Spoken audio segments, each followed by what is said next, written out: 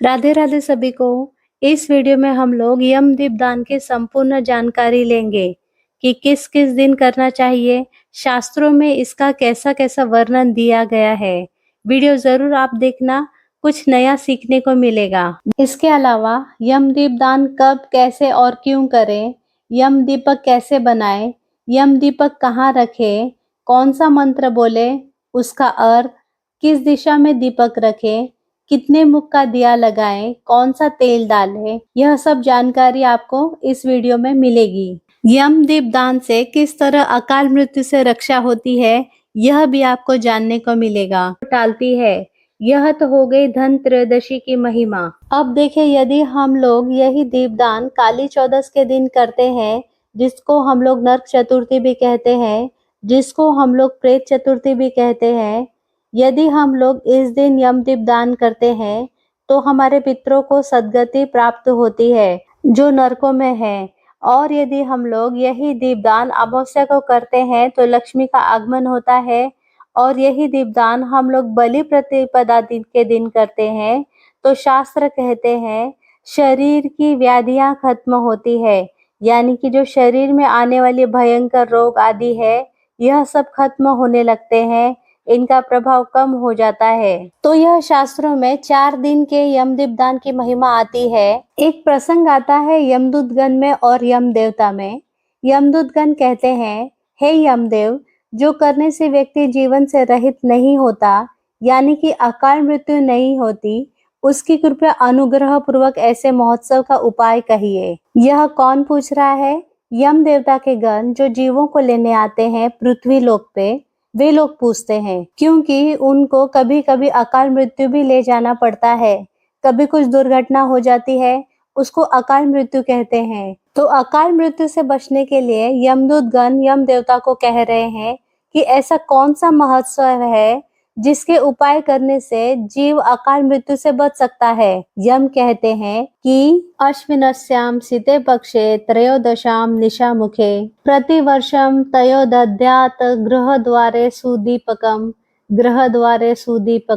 यम देवता कहते हैं, हे यमदूतों, अश्विन मास के कृष्ण पक्ष की त्रयोदशी के दिन, अश्विन मास महाराष्ट्र, गुजरात और साउथ के हिस्सों में है, बाकी नॉर्थ साइड में अभी तक कार्तिक मास ही चल रहा है।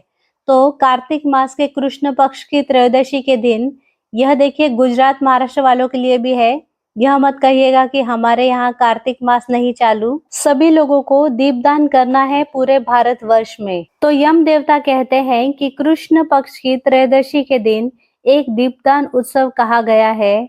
जो मानव प्रत्येक वर्ष इस उत्सव संध्या के समय दीपदान करता है, उसको कभी भी यम का भय नहीं होता। उस व्यक्ति की अपमृत्यु आने पर तुम लोग कदापि उसे लेने मत जाना, उसे लाना मत। तुम सब मेरे इस आदेश का पालन करना।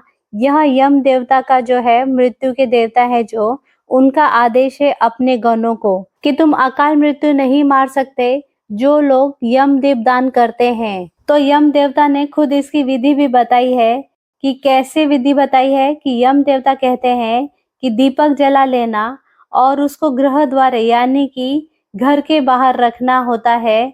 दीपक को घर के अंदर नहीं, घर के छत के ऊपर भी नहीं रखा जाता। फिर यम देवता कहते हैं कि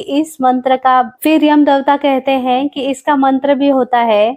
मैं आपको पढ़कर मंत्र सुना देती हूँ। मृत्यु न पाश दंडाभ्याम कालेन च महासह त्रयोदश्याम दीपदाना सूर्यज प्रियताम ते। यह मंत्र है। यह मंत्र आप 3 बार, 5 बार, 11 बार श्रद्धा पूर्वक बोल देना। हाथ में दीपक लेकर दक्षिण दिशा की ओर मुख करके खड़े हो जाना। स्क्रीन पर आपको दिखाई दे रहा होगा कि किस तरह दीपदान करना है। ठीक वैसे ही आपको दीपदान करते वक्त दीपक को हाथ में लेकर दक्षिण दिशा की ओर मुख कर कर खड़े होना है। देखिए, अब जानते हैं कि अब इस दीपक को बनाना कैसे है। आपको यहाँ पर गेहूं का आटा ले लेना है। गेहूं के आटे को लेकर आप थोड़ा थोड़ा इसमें पानी डालते हुए इसको थोड़ा कड़क गूंदना है, नरम नहीं बनाया जाता।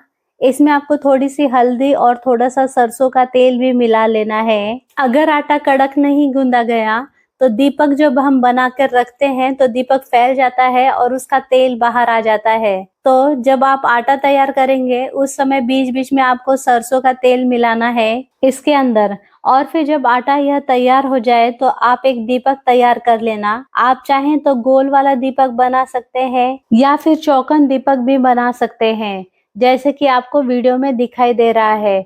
कुल मिला के दीपक की महिमा है। कैसे भी आप बनाइए, डिजाइन आपके ऊपर डिपेंड करता है कि आपको कैसे बनाना है। वैसे आप लोग इसे बना लेना। अब देखिए हमारा दीपक बनकर तैयार हो चुका है। अब हम लोग इसके लिए बत्ती भी बनाएंगे। आपको एक दीपक में 4 बत्तियां लगानी है और ये चारों की चारों जलाई जाती है। तो यम दीपदान में एक ही बत्ती नहीं जलाना है, चारों बत्तियां हमें जलानी होगी। अब हम इसके अंदर सरसों का तेल भर लेंगे। आपको यदि सरसों का तेल मिल जाए तो सर्वप्रथम प्राथमिकता आप इसी को दीजिएगा।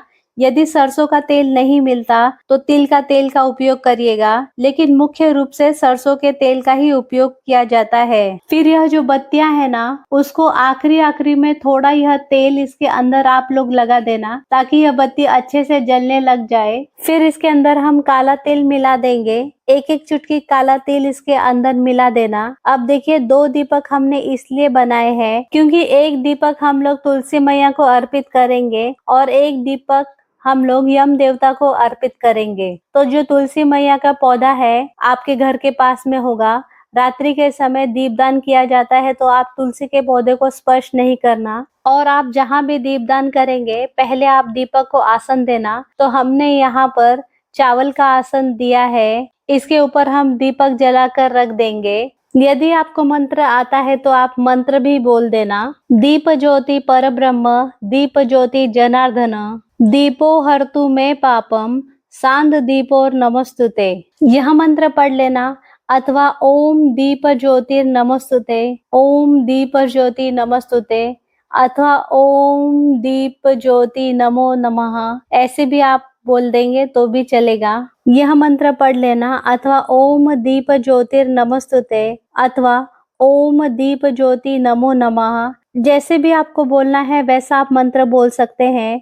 मंत्र बोलकर आपको प्रणाम कर लेना है। जो तुलसी मैया है यह जिनके घर में रहती है वहां पर यमदूत नहीं आते, यमदूतों को एंट्री नहीं होती, इसीलिए इस सम्मान में तुलसी मैया के यहाँ पर दीपक जलाया जाता है। जहाँ भी तुलसी का पौधा होता है वहां पर श्री और विजय होता है, यहाँ पर अकाल मृत्यु नहीं होती, इसीलिए यह तुलसी के पौधे के पास दीपदान किया जाता है। तुलसी के पौधे को आप रात्रि के समय हाथ मत लगाना, बस इतनी सावधानी रखना। दूसरा दिया हम लोग जलाएंगे घर के बाहर जाकर। तुलसी मैया तो आपके घर में भी रह सकती है, लेकिन यमदीप दान आपको घर के बाहर ही करना चाहिए, टेरिस के ऊपर आप लोग मत करना। आपको हाथ में इस प्रकार से दीपक को उठाना है, फिर जो मंत्र है वो आपको पढ़ना है। मृत्यु न पाश दंडाभ्याम कालेन श्यामया सह, त्रयोदशाम दीपदानात् सूर्य प्रियता मम।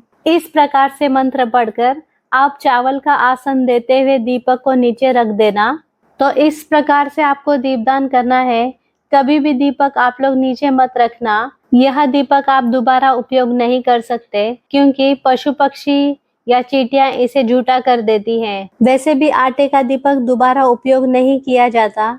तो इस प्रकार से आपको यम दीप दान करना है। जितने भी दिन आप लोग करें इसी प्रकार से एक दीपक तुलसी जी के पास और एक दीपक यम देवता के लिए आपको दक्षिण दिशा की ओर मुख करके यह दीपदान करना है। उम्मीद करती हूँ मेरे द्वारा दी गई ये छोटी छोटी जानकारी आपके लिए उपयोगी सिद्ध हो। अगर आपको वीडियो पसंद आया हो तो प्लीज लाइक एंड शेयर करिए और मेरे चैनल को सब्सक्राइब करिए। Thank you.